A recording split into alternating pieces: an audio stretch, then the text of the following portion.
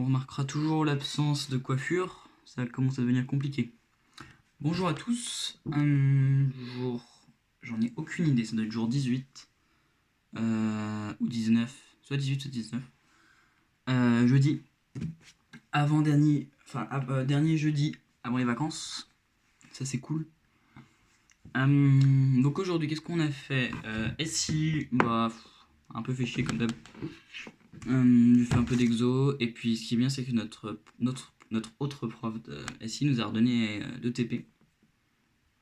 Un TP pour vérifier que ce qu'on a compris de Python, et un TP de codeur, incrémental, truc comme ça, de la grosse merde. Je sais pas pourquoi, je sens que je vais avoir du mal à le faire, lui. Un gros doute. Maths. J'ai fini les exos de type bac qu'il nous a donné pour cette fois-ci. Normalement, on aura une nouvelle livraison d'exos, disons, dans. Comment ça s'appelle? Lundi. Normalement, lundi, on a une nouvelle livraison d'exos. Je vais les faire pendant les vacances. J'ai un programme chargé pendant les vacances. Je me suis dit, je vais vous en parler après un petit peu. Non, je vous en parlerai. Vous savez quoi? Je vous en parlerai ce soir. Parce qu'en fait, je chante ça vendredi. Parce que vendredi, c'est le gros bordel. J'ai plein de trous. C'est infâme.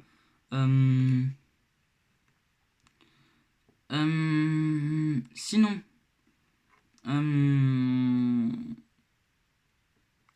cet après-midi, j'ai eu physique. Physique, on a fait une activité avec la relativité restreinte sur les GPS. C'était hardcore. J'ai eu du mal à comprendre vraiment réellement. C'était. La prof nous a confirmé que c'était une activité qui était pas facile du tout. Donc si c'était pas facile, ça me rassure presque limite en fait. Mais oui, c'était dur. Enfin, personnellement, j'ai trouvé que c'était pas évident. Voilà. J'ai arrêté de jouer avec ça. Et anglais en fin de journée, on a fait un peu de grammaire. Comme là, on était sur quoi déjà? Sur les modes formels et informels. Donc, c'est l'équivalent du familier du pas familier chez nous.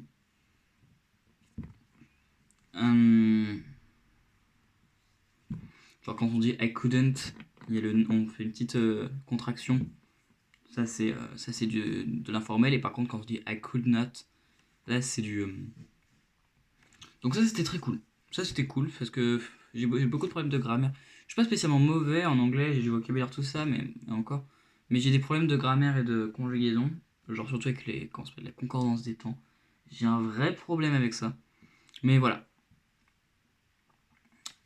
Sinon aujourd'hui je voulais vous parler un petit peu de comment fonctionnent en quelque sorte les profs. Pas forcément comment ils fonctionnent, mais ce qu'ils nous disent, tout ça pendant le confinement. Un peu leur réaction face à ce confinement. Ça va dépendre de tous les profs. C'est pas quelque chose de propre à tous les profs, c'est propre au bien. Enfin si, justement c'est quelque chose de propre à chaque prof. Mais là c'est propre au bien ce que je vais dire. C'est-à-dire ne prenez pas ça en compte. Je dis potentiellement de la merde. Mais c'est par rapport à ce que nous disent nos profs.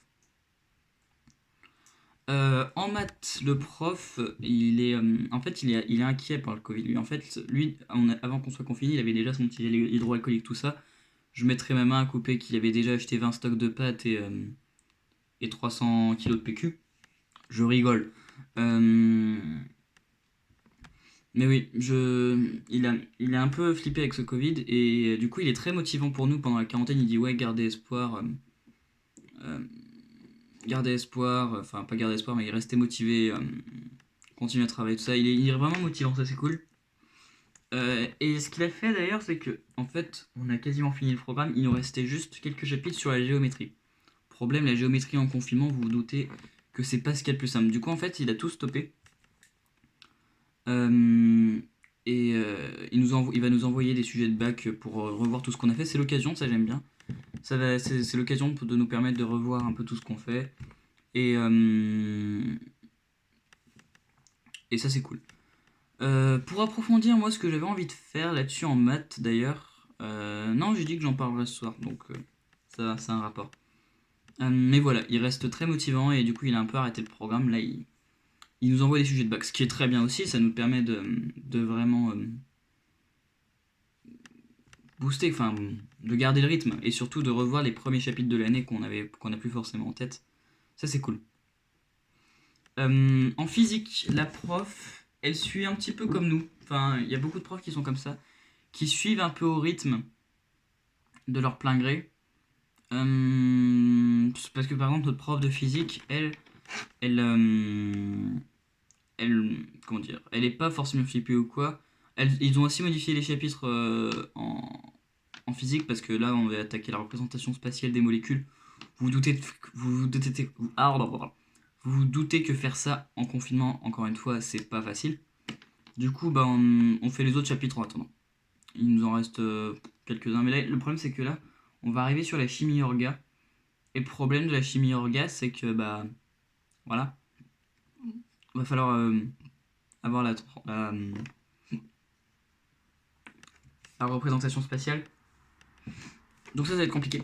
Mais on verra bien. Mais, mais oui, non, la prof, elle est. Non, mais elle essaye de, quand même de nous motiver quand même encore un peu.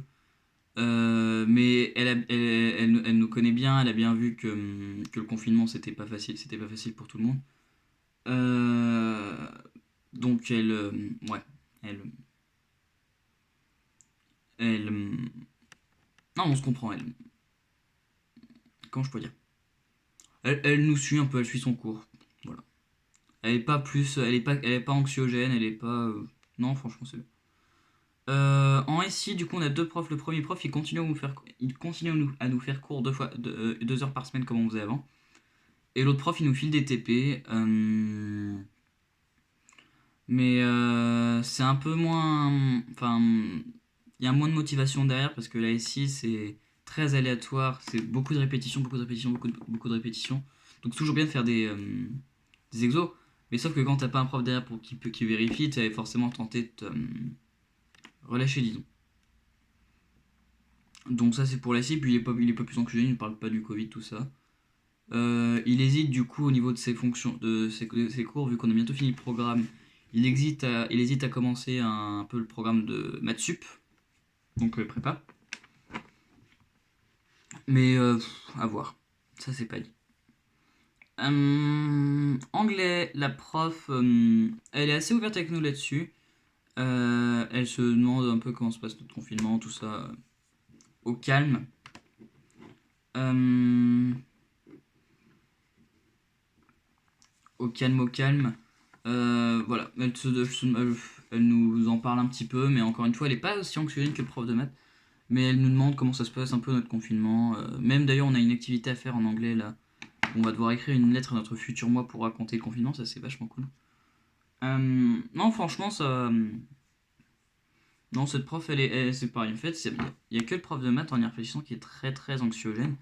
Après, si je regarde les autres profs. Ah, si, quand même. Il nous reste deux profs. On a la philo. Alors le prof de philo, c'est celui qui nous avait balancé son petit texte pour crier sur le gouvernement et insulter deux trois personnes au passage. Mais depuis, il donne plus trop son avis, mais il essaie de continuer ses cours. Hein, il nous file les cours. Alors j'y vois plus trop l'utilité du coup personnellement parce que on n'a pas de bac quoi donc. Non mais si on revient et qu'on a des élèves de philo aussi ça sera utile. Non parce que je sais pas si on a le droit d'être interrogé sur ce qu'on a fait pendant le confinement. Ah j'ai un doute. J'ai un doute. Auquel cas je ferai juste des fiches de révision pour ce que j'ai fait avant le confinement. Pas ce que j'ai fait pendant.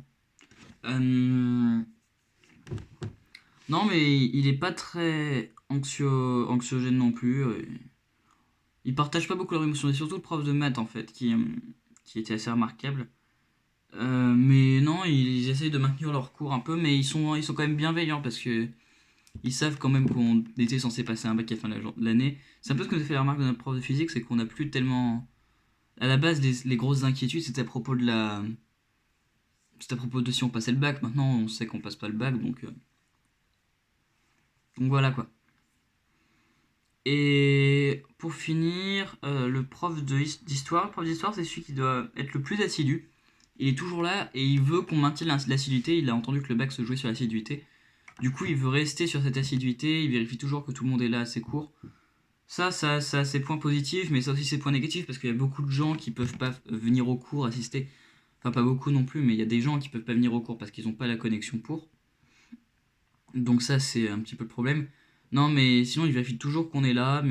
Et puis, il nous parle quand même un peu du confinement. Il dit ouais, occupez-vous bien, sans penser à pas sortir, tout ça. Non, franchement, c'est cool. C'est moins anxiogène que certains profs. Je sais que la prof d'anglais de mon frère est très anxiogène. Elle sort des hashtags Sayatome dans tous les sens. C'est incroyable. C'était ma prof de l'année dernière. Non, mais franchement, sinon, le prof d'histoire, il est assez. Il reste sur sa position d'assiduité, mais après, il est pas anxiogène non plus. Il est pas très inquiet à propos de ça. Enfin, après, j'en ai aucune idée, hein. Je suis pas eux, donc je peux pas dire. Mais de ce qu'il nous en montre, il a l'air quand même assez confiant et il marque vraiment l'assiduité. Bah écoutez, voilà. C'est fini. Enfin, j'ai fini mon truc, mon petit speech, moi. Voilà. Bah, passez une bonne journée. Passez des bonnes vacances. Enfin, on se revoit demain. Mais voilà, reposez-vous bien. Euh, Restez bien chez vous, comme toujours. Euh, Continuez à vivre, finalement. Évitez ce Covid. On va en finir un jour. Et puis, voilà. Allez, salut.